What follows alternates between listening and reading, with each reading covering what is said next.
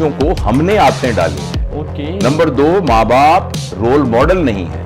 जो बाप खुद मोबाइल इस्तेमाल कर रहा है बगैर वजह के, जो माँ खुद इस्तेमाल कर रही है, वो अपने बच्चे को कैसे रोक सकती है? लेकिन डांटने से हमें सारी ह्यूमन साइकोलॉजी और खासतौर पे चाइल्ड साइकोलॉजी ये बताती है कि बच्चे पर किसी किस्म की तरबियत में पॉजिटिव इफेक्ट नहीं होता। ये बच्चे मोबाइल बहुत यूज़ करते हैं, या तो वालिदैन का कसूर है, उन्होंने मोबाइल पे लगाया, अगर ना भी लगाए तो बच्चे जिद ऐसी करते हैं कि मोबाइल उनसे ले लेते हैं। तो बच्चों को मोबाइल से कैसे बचाया जाए? देखो बेटा, इस सवाल के ना 2 जवाब हैं। जी। पहली बात तो ये कि जब बच्चा बड़ा होना शुरू होता है ना, उसको नहीं पता होता खिलौना क्या है। जी। आप उसको चाबी वाला बंदर लेके देते हैं और कहते हैं यह है खिलौना, तो उसको खिलौना समझने लग जाता है। आप उसको मिट्टी का जो है घोड़ा लेके देते हैं तो उसको खिलौना समझना शुरू होता है। अगर आपको कुछ ना लेके दें तो वो आपके नाक को खिलौना समझेगा, इसके साथ खेलना शुरू कर देगा। वो इसके साथ खेलना शुरू कर देगा। बच्चे को तो हम बताते हैं ना ये खिलौना है, तो जो बच्चा है उसको मोबाइल तो हमने ही लेके दिया है। जी। हाँ, ये बात मैंने कई दफा जिक्र किया है कि एक दफा एक खातून हमारे पास आई और आके उन्होंने वही बात की जो आपने की कि बच्चे मोबाइल नहीं छोड़ते। तो मैंने उनसे 2 सवाल किए। पहला सवाल ये किया कि आप ये बताइए कि आपके बच्चे की उम्र क्या है। उन्होंने कहा 5 साल। मैंने कहा आपके बच्चे का सोर्स ऑफ इनकम क्या है? उन्होंने कहा क्या मतलब? मैंने कहा आपका बच्चा पैसे कहां से कमाता है? उन्होंने कहा डॉक्टर साहब मजाक करते हैं, 5 साल के बच्चे का सोर्स ऑफ इनकम क्या होगा? मैंने कहा फिर उसने 35,000 का फोन कहां से लिया? वो कहती वो तो मैंने लेके दिया है। तो फिर इसका किसका कसूर है? एक तो मैंने आपसे ये सवाल पूछा उनसे। दूसरा मैंने ये सवाल पूछा कि आपके हाथ में 2 मोबाइल क्यों हैं? आप इस मोबाइल पे क्या करती हैं? आपका कोई बिजनेस है? कहते नहीं। मैंने कहा कोई आपकी जॉब है, यहां से आपको कॉल आनी है? कहती नहीं। मैंने कहा फिर आपने 2 मोबाइल क्यों पकड़े हुए हैं हाथ में? क्या जवाब दिया? तो अब आपने कुछ भी नहीं, कोई जवाब नहीं था। तो जब मां ने खुद 2 मोबाइल पकड़े हुए हैं और वो शिकायत ये कर रही है कि मेरा बच्चा मोबाइल नहीं छोड़ता, और मां का उस मोबाइल की कोई यूटिलिटी नहीं है उसकी। देखा ना, मोबाइल किस लिए बना है? मोबाइल 2 कामों के लिए बना है। एक है कम्युनिकेशन। आप जब आ रहे थे लाहौर से तो आपने मुझे रास्ते में फोन करके कहा कि हम लेट हो गए हैं, जी तो हम 6:30 बजे आएंगे, थोड़ा सा लेट। तो कम्युनिकेशन हो गई ना, मुझे पता चल गया, मैंने अपना कुछ और काम कर लिया। कितनी जबरदस्त बात थी। फिर आपने भी पूछा कि अपने घर का मुझे बताइए किस जगह पर हमने आना है, तो आपने बिल्कुल घर के बाहर आके अपनी गाड़ी खड़ी की। कम्युनिकेशन बहुत जबरदस्त। मेरी बहन रहती है उधर डबलिन में, मैं उसके साथ फौरन बात करता हूं। तो ये सब कम्युनिकेशन है। हाँ, कम्युनिकेशन है। दूसरा इसका यूज है इंफॉर्मेशन। जैसे मैं डॉक्टर हूं, मैंने एक शख्स है, माँ है जो बच्चे को दूध पिलाती है, मैंने दवाई दी है, तो मैं ये देखना चाहता हूं कहीं ये दवाई दूध में सिक्रीट तो नहीं होती, तो मैं फटाफट लिखता हूं। कितनी जबरदस्त ये इन्वेंशन है, इंफॉर्मेशन और कम्युनिकेशन। हमने इसको यूज किया है एंटरटेनमेंट के लिए। जी। तो एंटरटेनमेंट का जो इसका इस्तेमाल है वो है डेंजरस। तो लिहाजा आपके सवाल का जवाब यह है कि बच्चों को हमने आदतें डाली हैं। नंबर 2, माँ बाप रोल मॉडल नहीं है। जो बाप खुद मोबाइल इस्तेमाल कर रहा है बगैर वजह के, जो माँ खुद इस्तेमाल कर रही है, वो अपने बच्चे को कैसे रोक सकती है? ऐसे बिल्कुल। तो ये बात है। लेकिन सर, किसी बच्चे को मोबाइल की आदत हो गई है, उसको कैसे निकाला जा सकता है? आपके बच्चे को चर्स की आदत हो गई है, उसको कैसे निकाला जा सकता है? जिस तरीके से चर्स की आदत किसी को हो जाए तो आपके घर में सबको फिक्र हो जाता है। ऐसे ही आप उसके बारे में मेहनत करना शुरू कर देते हैं, उस बच्चे को टाइम देते हैं, उसको किसी के पास लेके जाते हैं, उसको कहते हैं इसकी मदद करें, उसकी नींद का मसला पैटर्न हल करते हैं। तो ये चरस से ज्यादा खतरनाक चीज है मोबाइल। ऑब्वियसली ही मतलब है जिस तरह चरस जो है, चरस को तो बेटा जो बंदा इस्तेमाल कर रहा है वो उसको बुरा भी समझता है। ठीक है ना, वो तो ये भी समझता है ना कि ये बुरा है और उसको छोड़ना भी चाहता है। मोबाइल को तो बुरा भी नहीं समझते। तो जिस तरीके से किसी चीज की भी एडिक्शन को छुड़ाने के लिए आपको मेहनत करनी पड़ती है। अब एक बच्चा आपका चरस पीता है तो आप भी उसके सामने सूटा लगा रहे होंगे, तो उससे कैसे छुड़ा सकते हैं? तो अगर आपका बच्चा आदी बन गया तो अपने उसके सामने मोबाइल का इस्तेमाल बंद करें। उसके सामने फोन की घंटी नहीं बजनी चाहिए। डाइनिंग टेबल पर सबने हाथ में मोबाइल नहीं पकड़े होने चाहिए।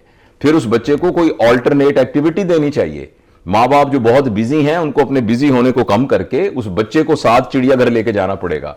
उनको पौधे साथ लगवाने पड़ेंगे, उनको तितलियां पकड़ने जाना पड़ेगा, उनको नहर पे लेके जाना, सैर करानी पड़ेगी, उनको जिम में लेके जाना पड़ेगा, प्लेग्राउंड में उनके साथ फुटबॉल खेलनी पड़ेगी, घर में बैठ के उनके साथ एक्टिविटीज करनी पड़ेगी। जब आप मोबाइल की ऑल्टरनेट एक्टिविटीज बच्चों को देंगे तो फिर बच्चा उनको मोबाइल छोड़ देगा। सर अब देखें ना, हर घर में मसला ये होता है, बच्चा तंग कर रहा है ना, माँ ने मोबाइल उसके हाथ में देना है, जा तो ये गलत बात है। ये सुकून का, वो समझती है कि मैं अब यानी सुकून में आ गई। बेटा यही पेरेंटिंग है ना, हम पेरेंटिंग में यही बात तो सिखाते हैं कि आपके बच्चे को 5 साल की उम्र में आपकी फिजिकल प्रेजेंस और फिजिकल यानी कंपेनियनशिप की जरूरत है। देखें, एक बड़ा मैं फिक्रा आपके सामने बोल रहा हूं। जी जी सर। 5 साल से कम उम्र के बच्चे की तरबियत के लिए जो चीज चाहिए बुनियादी, वो है को लर्नर। को लर्नर यानी ऐसा शख्स जो उसके साथ लर्न कर रहा है। ओके। फर्ज करें एक बच्चा, आप उसको एबीसी सिखा रहे हैं, तो मां भी साथ बैठी एबीसी सीख रही है। ये क्या है? ये ए है। ए से क्या होता है? ए से एप्पल। और क्या होता है ए से? और बताओ, ए से क्या होता है? और ए से होता है एरोप्लेन। बिल्कुल, ये देखो, ये एरोप्लेन की फोटो है। अच्छा, अब बच्चा क्या कर रहा है? को लर्नर चाहिए उसको, को लर्नर चाहिए। बिल्कुल। कभी भी आप बच्चे को खिलौना लेके दें और उसकी मां साथ बैठी हो, बच्चा खिलौने से खेलता रहेगा। जी सर। अगर मां उठ के चली जाए, बच्चा खिलौना छोड़ देगा। बिल्कुल। कभी आप इसको आजमा के देख लीजिए। इसलिए कि बच्चे को हमेशा को लर्नर चाहिए होता है। बिल्कुल ऐसे ही। अच्छा, जब बच्चा 5 साल से ज्यादा उम्र का हो जाता है, तो फिर उसको मेंटोर चाहिए होता है। मेंटोर। मेंटोर वो होता है कि जिसके साथ दिल की सारी बात की जा सकती है, जो उसको मशवरा देने के लिए मौजूद होता है। यानी एक बहुत ही मेहरबान दोस्त जो बड़ा भी हो। तो माँ बाप जब तक 5 साल से कम उम्र के बच्चे के साथ को लर्नर वाला एटीट्यूड नहीं रखेंगे, तो इसी तरह की हरकतें होंगी कि वो मोबाइल देखेगा, वो गलत कंपनी में जाएगा, वो बुरी चीजें देखेगा, उसकी आदतें खराब होंगी, उसका पढ़ाई में दिल नहीं लगेगा, उसको इज्जत एहतराम नहीं आएगा, उसको रिलेशनशिप की केयर नहीं होगी।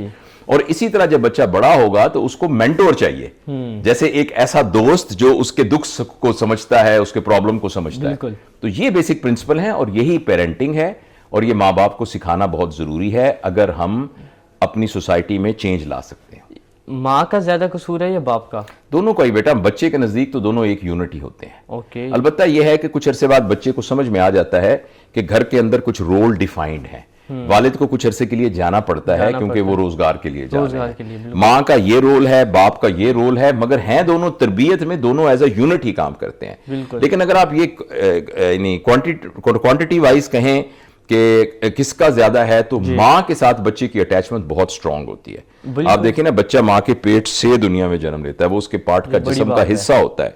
उसके बाद माँ उसको दूध पिलाती है, माँ उसका पेशाब पखाना साफ करती है, माँ उसको हर वक्त अपने साथ चिपका के रखती है। तो बच्चे की जो एफिलिएशन माँ के साथ होती है, वो बाप की निस्बत बहुत ज्यादा होती है। ओके सर, क्या वालिदैन को बच्चों को डांटना चाहिए? किसी के सामने अगर डांट दे तो क्या ये सही है?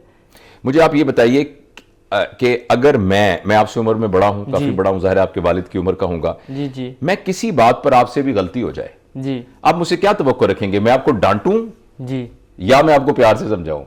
नहीं, वैसे आपसे प्यार से समझाने नहीं, किसी के बारे में भी देखो, कोई भी शख्स बड़ा एडल्ट जो है वो डांट को बर्दाश्त ही नहीं करता। वो डांट को अपनी बेइज्जती समझता है ना। तो एक बच्चा बेइज्जती क्यों नहीं समझता? हम ये क्यों समझते हैं कि हम चूंकि बड़े हैं, लिहाजा हमें इस बात का इख्तियार है कि हम अपने बच्चे को जो मर्जी कह दें। तो डांटने की तो देखो, डिसिप्लिन करना और बात है, उसको उसकी गलतियों की निशानदेही करना और बात है। अगर फर्ज करें उससे कोई ग्रॉस गलती हुई है तो उसकी निशानदेही करना और बात है। उस बच्चे से ये पूछना कि बेटा, आप उस वक्त सबके सामने आपने खड़े होकर पेशाब क्यों कर दिया? तो मैं जरा आपसे पूछना चाहता हूं, देखे ना, एक बच्चा आपके सामने मेहमान आए, पेशाब करना शुरू कर दिया आपने, तो और बच्चा 3 साल का था, 4 साल का था। अच्छा, अब यह है कि उस बच्चे से इस एक्ट के बारे में दरियाफ्त करके उसको एक पॉजिटिव एटीट्यूड बताना, उसको बताना कि बेटा इसके क्या नुकसानात हुए, ये क्यों नहीं करना चाहिए, इसकी क्या लिमिटेशन है, ये तो बिल्कुल दुरुस्त है। लेकिन डांटने से हमें सारी ह्यूमन साइकोलॉजी और खासतौर पर चाइल्ड साइकोलॉजी ये बताती है कि बच्चे पर किसी किस्म की तरबियत में पॉजिटिव इफेक्ट नहीं होता। ओके। और अगर होता भी है, बाज़ का डांट से हो जाता है कि थप्पड़ पड़ेगा, जिसको हम एक्चुअली पावलोव्स प्रिंसिपल कहते हैं ना, कि किसी को आप नेगेटिव रीइंफोर्समेंट या पॉजिटिव रीइंफोर्समेंट करते हैं। जैसे वो एक काम सिखाते हुए ना, वो हाथ पे वो जो छोटे को पाना मारता है मिस्त्री, बिल्कुल, और वो कहता है, तो उसको याद हो जाता है कि आइंदा मैंने ये गलती नहीं करनी। अगर ये रोल है भी सिखाने का, तो ये इसकी कीमत पता क्या है? इसकी कीमत यह है कि वालिदैन से उसका रिलेशनशिप जो है वो कमजोर हो जाता है। ओके। और वालिदैन के साथ बच्चे का रिलेशनशिप कमजोर हो जाना एक्चुअली ज्यादा खतरनाक है बनिस्बत यह कि वो कोई तरबियत हासिल कर ले। बिल्कुल। क्योंकि अल्टीमेटली वालिद और वालिदैन के साथ मोहब्बत के रिलेशनशिप ने ही एक बच्चे की शख्सियत को निखारना होता है और बनाना होता है। जी सर, बिल्कुल। तो ये मेरा ख्याल है।